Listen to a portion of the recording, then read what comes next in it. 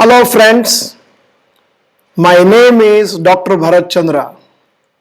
Welcome to today's breaking news. News number 1.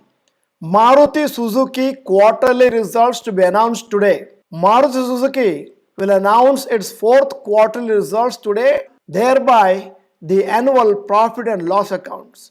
Profits are expected to be quite good due to good sales and also higher selling price due to the price rise. Maruti sold 4,92,235 units in the March quarter. News number 2, RBI caps bank CEO's tenure at 15 years. RBI announced that the bank CEO can hold the position for a maximum of 15 years. Also, no bank CEO can continue in the post after the age of 70.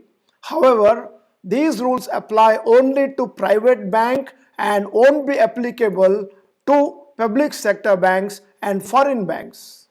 News number 3, Reliance Industries to produce 1,100 tons of oxygen by next week. RIL is working on producing 1,100 tons of oxygen for medical use from next week. Reliance Jamnagar plant produces industrial oxygens currently and it is undertaking the required process to produce medical oxygen. As of now, India has sufficient oxygen resources, but there is shortage due to difficulty in transporting it to places where there is requirement. News number 4, rural demand may reduce this year as per report. As per various reports, demand for goods from rural India will reduce this year since people's savings are getting utilized for medical treatment due to COVID.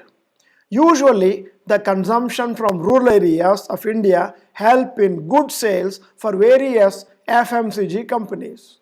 Also, India's GDP growth will get affected if the agricultural sector growth is not up to the mark in 2020-22. News number 5, today's stock market update.